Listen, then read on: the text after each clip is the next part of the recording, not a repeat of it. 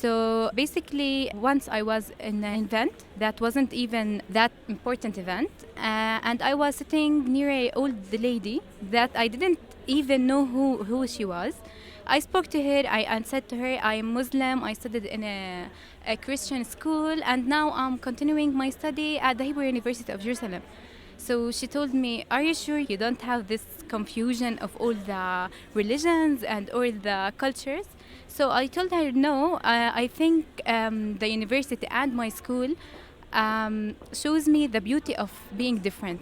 Everywhere I were, I tried to fit in, but then I understood that even in my difference or even in my like my culture relations, I can be my own self, and also I can fit in any group that I can attend.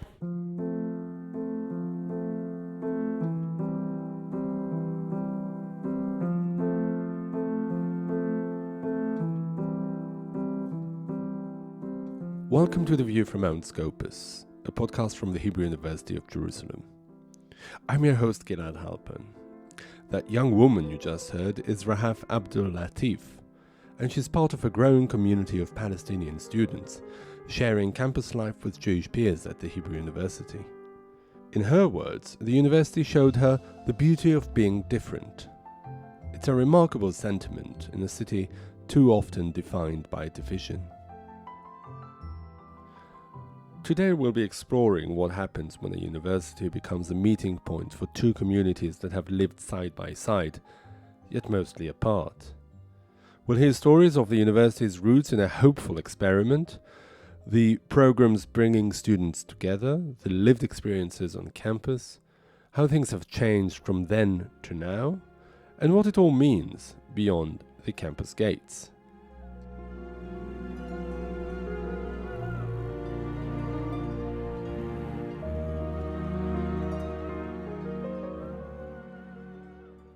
To understand the Hebrew University's role in this shared city, we have to go back about 100 years, to when Jerusalem's leading intellectuals first dreamed of a university that would serve not just Jews, but the whole region.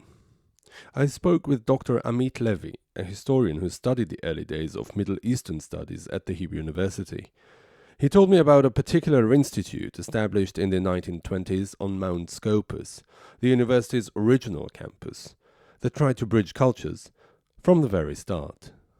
The School for Oriental Studies was founded first and foremost as an institute that should study Arabic and Islam for the first time at a university in Palestine. And it saw itself first and foremost very committed to the European standards from which its founders, German Jewish founders, emerged. But it also had a very important political mission, and that mission was to create what its founder, a German Jewish professor of Semitic studies from Frankfurt, Josef Horowitz, he saw this mission as promoting Arab-Jewish betterment of relations through intellectual contacts. So in that sense, Horowitz hoped that the work to be done at the School of Oriental Studies, which was very, let's say, European or German in the sense that it was textual and philological, he saw it also as an opportunity to show the intellectuals in the region, in Jerusalem, but also in Cairo and Damascus and so on, to show them that the Hebrew University is interested in Arabic and Islam for their own sake, and not as a tool to better understand Judaism or something like that, but as something that scholars at the Hebrew University are actually interested in. And then, through this interest in Arabic culture, in Islam, also some sort of what he called rapprochement, or again, betterment could be achieved. In other words, even though Hebrew University was founded as a Zionist project, its leaders believed scholarship could build bridges. Professor Horowitz wanted to show the Arab world that this new university valued the Arabic language and Islamic culture as fields of study worthy of respect in their own right.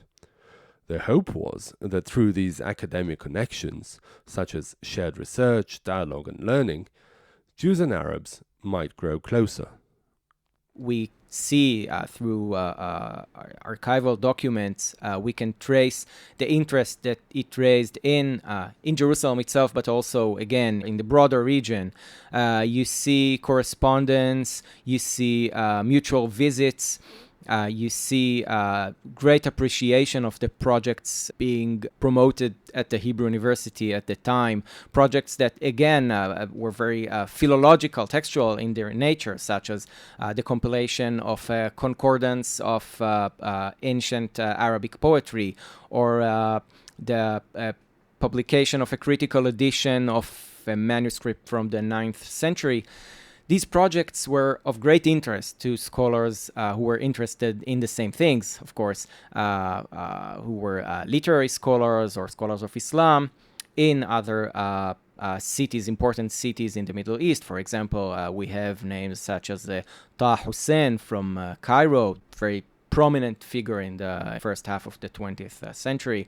You have Muhammad Qurd Ali from Damascus. These are just two examples of important figures, very active in the field of literature and education in the Arab world, who were also very interested in the projects being conducted at the Hebrew University, and also interested in being in contact with the scholars themselves from Mount Scopus, from the Hebrew University. What about students? We have to understand that the language of instruction at the Hebrew University was Hebrew. And that was, in some sense at least, it was a barrier for non-Jewish students who wished to study at the Hebrew University. Having said that, there were some cases of students who thought that the best place to go in order to get educated and to study do advanced studies in Islam and Arabic would be the Hebrew University. So you can see some cases of students from Jerusalem and the area, also from Egypt, coming to the Hebrew University and attend seminars and classes by these professors, Jewish professors, and then graduate, and sometimes even keeping in touch with their professors, which means, I guess, that they had a positive experience while studying there. But outside the campus gates, history was moving in a harsher direction. As the decades passed, relations between Jews and Arabs in Palestine deteriorated. In 1948, the British left, Israel was established, and Jerusalem itself was split in two. Arab students from East Jerusalem could no longer attend. The early version of a shared academic space was put on hold by barbed wire and politics. And yet the idea never completely died. Today, once again, Hebrew University is trying to be that meeting place it aspired to be in its early days. The view from Mount Scopus is made possible by American Friends of the Hebrew University. Established in 1925, AFHU has provided over a century of partnership and support to Israel's leading institution of higher learning. To learn more, visit afhu.org.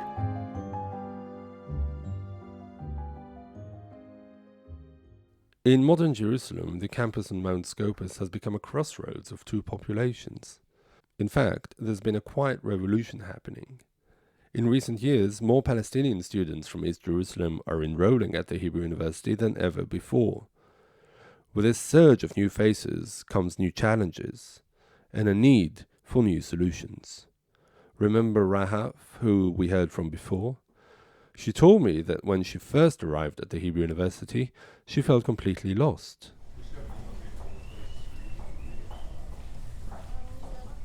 The difficulties, like, first of all, my first year was very difficult because I didn't know any word of Hebrew. In my high school, we only learned the letters and the numbers in Hebrew. We didn't really took that Hebrew level. So I was like efficiency, which is I didn't know anything about Hebrew, anything about how even to buy a coffee from the cafeteria in Hebrew. So I was forced to speak the language in 3 months. And then I looked at the Hebrew University as a monster, as something very big that I couldn't even continue. And it's known in the Arabic culture that the Hebrew University is only for nerds, not for any student. And I wasn't really a nerd in my high school. So all the people around of me, around and all my family told me that you couldn't make it. No, Raf, it's very difficult. No, choose another university. But that was my challenge, and I really love challenges. So I told them no, I will continue, and I will be one of the nerds of Jerusalem. So I've continued, and now I'm also teaching Hebrew for East Jerusalem. It's a program with the university that I'm teaching now old ladies Hebrew. Old Palestinian ladies. Interesting. With the sensitivity that this question requires, I mean, and after the 7th of October, there must have been difficulties on that front as well. Basically, it was one of the biggest fears that I have faced during the university years. I was in my first year in communication, and every course was like you need to work with partner in order to do the assignments. And some courses were required to work with someone who didn't have the same mother language as you. So basically, choosing a partner from the other side was very difficult. The university make it a lot like simple, a lot like they told us that if you worked with this partner, you will gain like 5 more marks, or you will like open new opportunities for yourself. So that decision from the university was very clever, because it's really break down the ice between the two sides. Like now I have friends from the other side, or like Jewish friends, and we really took a very high grades, like because we work together and we make that happen. But that's from my own side. From other sides, some people can't work with another another partner who isn't really speaking their mother language. And I thought that no, that's a very like a huge, how we can say, like burden, and we need to break it down. So I think that the university tried to break it down, but also the security situation and all the situation was very difficult and very complicated, more than the university thought it could be. And I will admit it that the first year was very difficult between the two sides. Together with Rahaf, I met Yoni Yahav, who works in the university's Unit of Diversity and Inclusion, to talk about how the campus is adapting. Yoni's job is to help integrate students from East Jerusalem, many of whom are coming from entirely Arabic-speaking schools, into the life of a largely Hebrew-speaking Israeli campus. Can you tell us a bit about the specific difficulties that these Palestinian East Jerusalem students encounter, and what you do at the Unit of Inclusion to address them? Yes, so I think there are different levels of issues or challenges that they would face. I think one of the, like Rahaf said, one of the issues is the way the teachers or the students may address in class the Palestinian students, especially in these situations that once in a while we have, where there is a violent upsurge and then there's more and more tension. Even during calmer periods, the interactions between Israeli and Palestinian students tend to be limited. Bridging that social divide is another major goal of the diversity unit. And this is why we developed one of these programs, which is called Nekudot Mifgash, or points of encounter, right? And that is what Rahaf spoke about when we try to bring students from both populations together to work together, and hopefully this can break some of those boundaries between them. Points of encounter. It's essentially a program dedicated to facilitating encounters between Israeli and Palestinian students in both formal academic settings and in less formal locations like the dorms. Yoni and his colleagues organize joint workshops, discussion groups, and even shared study sessions, any structured way to get students interacting beyond their comfort zones. But formal programs aren't the only approach. Professor Mona Khoury, the university's vice president for strategy and diversity, has been implementing institution-wide changes to make all students feel welcome.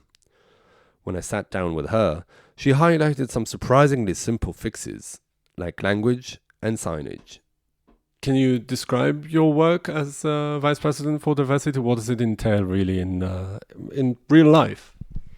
So my work, actually, I'm Vice President for Strategy and Diversity. And in the diversity part, we have two goals that we also define them as to our goals in our strategic plan, is to increase access to the Hebrew University for underrepresented groups, and also to work on excellency and helping students not only to attend the university, but to be excellent students and to be a university that students feel that they belong to. Our second goal is to bring students to know each other. The university is the first place that all these diverse groups meet for the first time, and we want to have them at least have one experience of positive connection with each other, to get to know the different narratives of each other.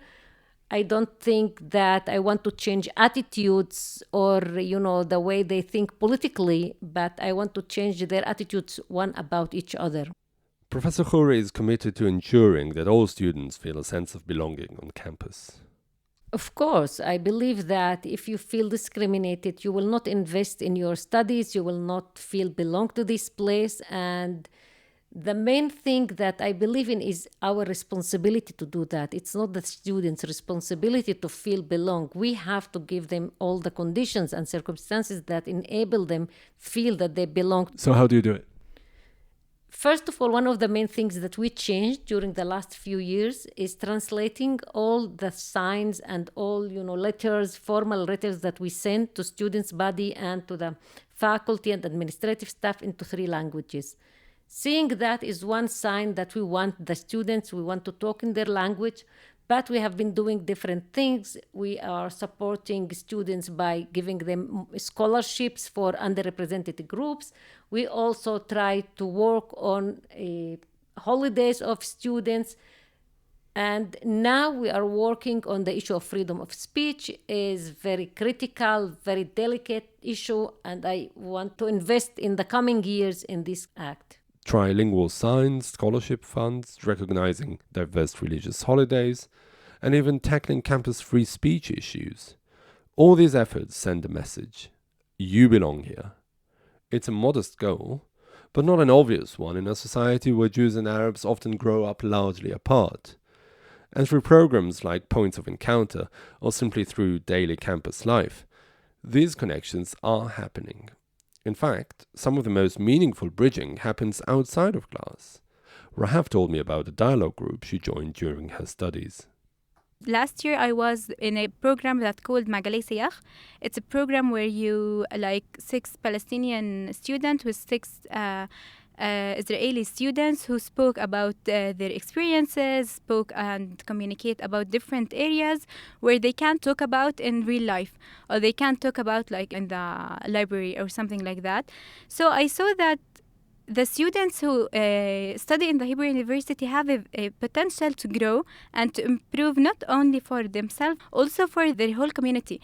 For example, for me, I'm the youngest child in my family.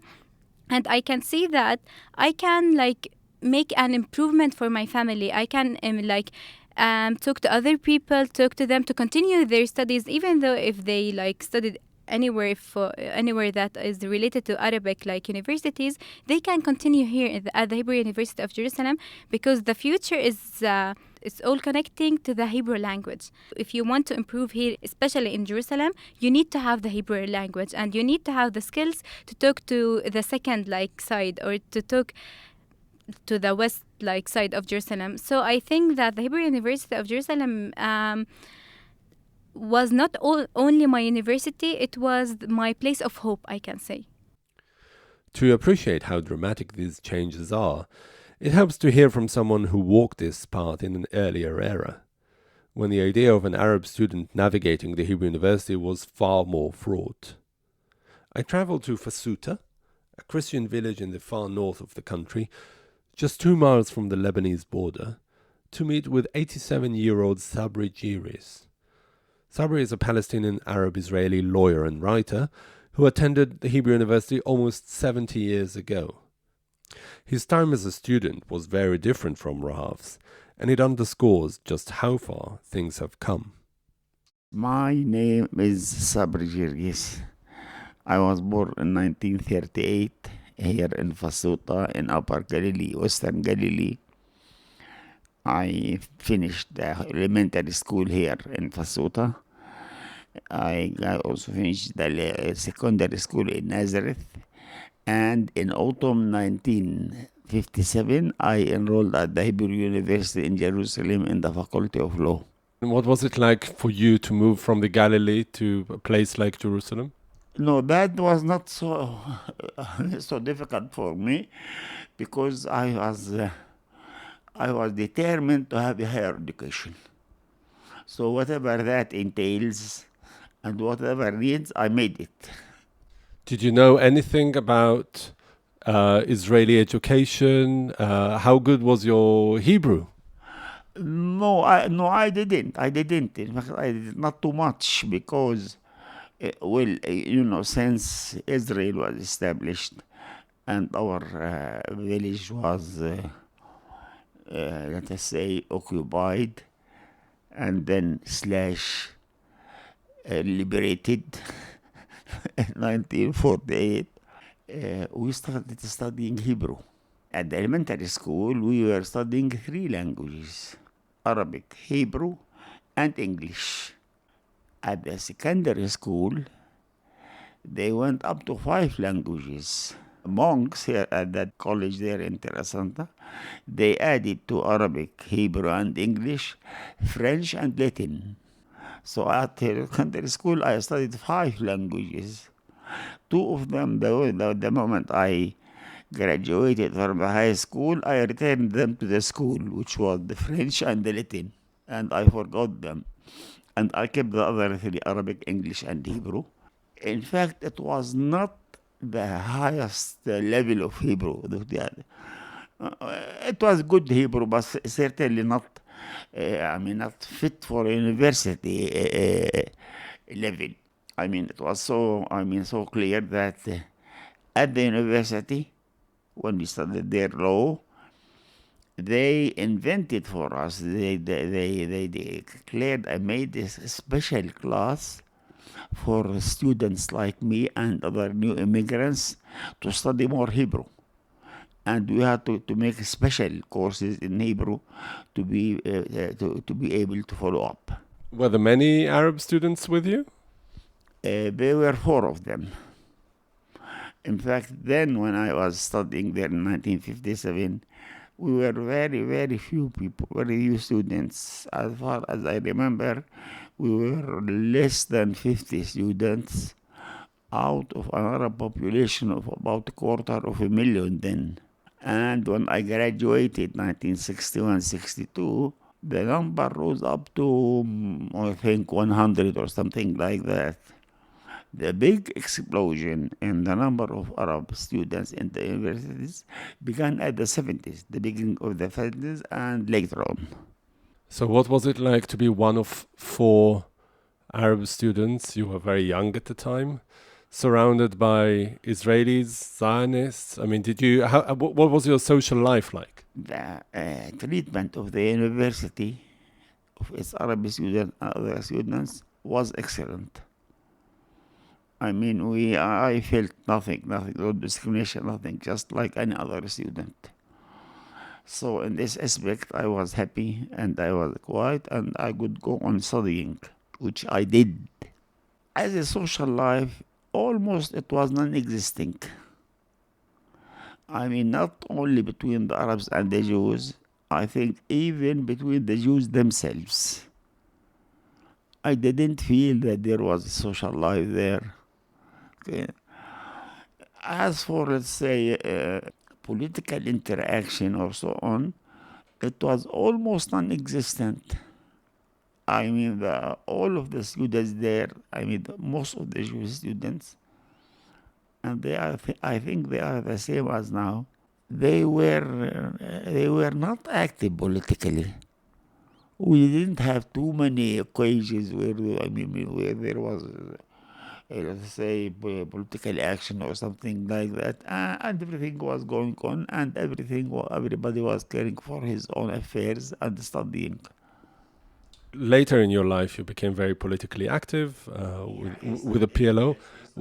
So it wasn't. It didn't start when you were students. It only started later. I mean, not just your activism, but also your political awareness. Look, I'll tell you, my activities, and my personal say history is a little bit different from the other students, because I did join political organizations then as an individual, and I was one of the founders then of Al-Ard movement, and I was active in it, and later even for 5-6 years.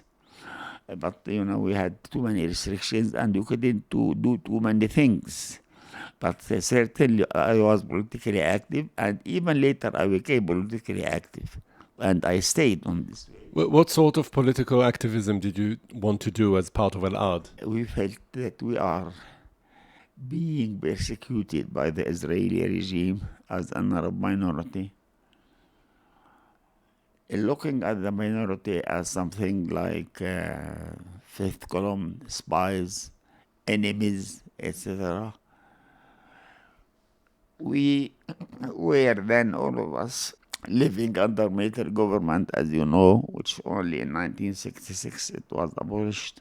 And then, in fact, we were, a persecuted minority. And there were too many issues that you have to fight for it.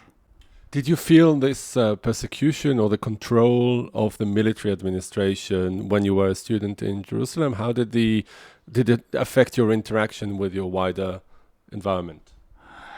Like other Arab citizens in Israel, I had my own restrictions. I couldn't move freely, and I couldn't act freely. But I was, as I define myself, a good and obstinate fighter. I never gave up, and I fought and fought for a long period. And in 1966, I published a book in Hebrew about the Arabs in Israel, which was later translated into 9 different European languages.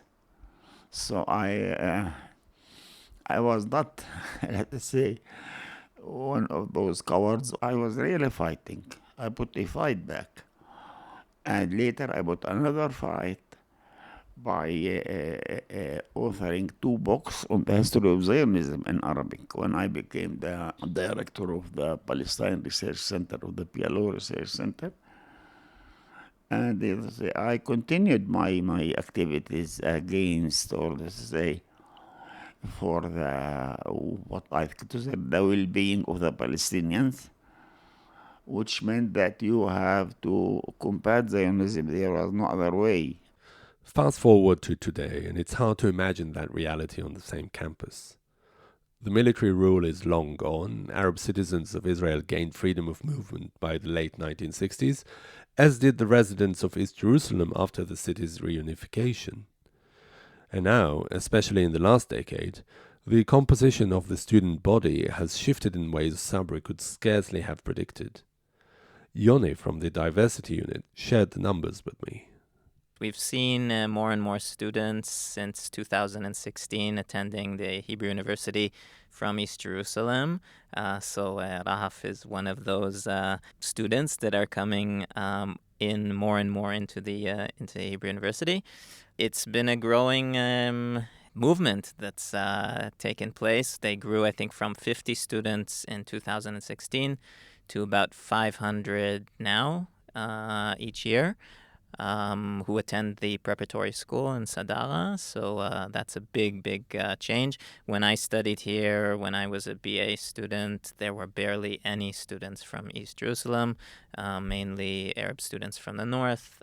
So this is a completely new phenomenon. What happened in 2016? Well, 2016 comes after 2015 and 14. These were violent upsurges in East Jerusalem that brought about a government decision, the first government decision to fund some kind of educational program in East Jerusalem. This is a first kind of decision that the government passed right in this year. And this was exceptional because what they decided was to fund Hebrew studies in schools, and also to fund this preparatory school in Hebrew University. So Sadara was founded in 2016, and this is one of the big changes that took place here in Mount Scopus. Then 2017, there was another decision, and there was more funding for East Jerusalem, the 1775 decision that was passed by the government, and this was also a big change. And all this together brought this very, very big shift of students who used to study in the West Bank or abroad, and now are coming more and more to the Hebrew University, and specifically here in Mount Scopus. From a trickle to a wave in just a few years. Today, walking around Mount Scopus, you'll see Muslim prayer rooms and posters in Arabic on the bulletin boards. That brings us back to the idea of the shared city. Is it possible for Jerusalem, so long divided, to find common ground? What happens at the university can ripple outward into communities, careers, and a broader relationship between Israelis and Palestinians. Professor Khoury, the diversity chief, is motivated by the simple belief that education can change society. A renowned professor of social work, she spent her career researching youth and violence, mainly in underprivileged communities. So what are really the factors that lead to higher levels of violence among adolescents? One of the main things that we should remember, that there is no one reason that affects behavior in any way, in any case. We can see that there are things that have stronger association. For example, peer delinquency. If you have delinquent peers, it affects your behavior. Contrary to what might people think, that during adolescence, parents don't affect much their children. Good relationship with the parents, supportive parents, monitoring parents of their children's behaviors, parents who know where their kids go, with whom they spend their time. I'm not talking about monitoring their phones. Actually, these kind of things, we found that it's not related to lower levels of violence. We know that exposure to community violence is also affects the level of violence. And also we have factors that are related to the child or the girl themselves. For example, when we talk about gender, we know that, as I said, females less than males, and impulsivity is one factor that affects violence. And also we can't ignore the political situation. So in my studies, I found that discrimination is related to higher levels of violence. It's actually also affects the way you believe or you approve and have attitudes that support the use of violence, which leads to higher levels of violence. Does it inform your work as Vice President for Diversity? I mean, you're dealing with minority groups. Is there any connection between what you've studied to that role that you do? The connection that I see is related to my belief in what people need and what we are as a society should give them. So education is one of the factors that can protect and be, protective factor in dealing with violence in these societies. So if we support children in schools and in high school and help them attend university or colleges, it will help their societies and the Israeli society to be a better society. This is why I believe it's a human right that we should work on it. And I think I'm lucky to be in this position that I'm able to help all these underrepresented groups to come to the Hebrew University and have a degree.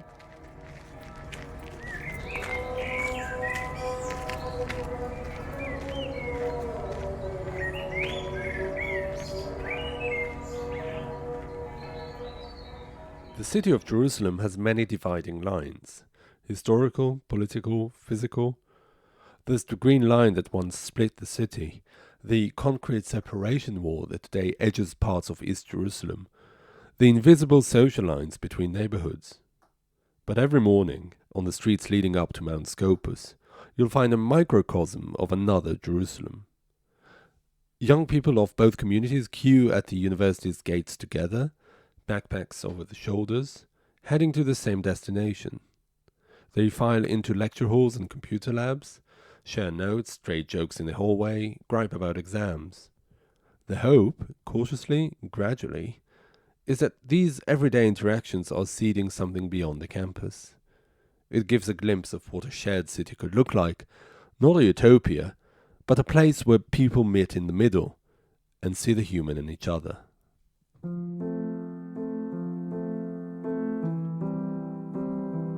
We hear from other people, or we hear from the people that was in the Hebrew University, that the Hebrew University is a place only for education. You can't speak up for your own community. And now I say to them, no, the Hebrew University opens the door and is very welcoming to all the opinions. It's not only about education, it's also about being yourself, representing your community. One conversation at a time, one friendship at a time, one shared campus at a time.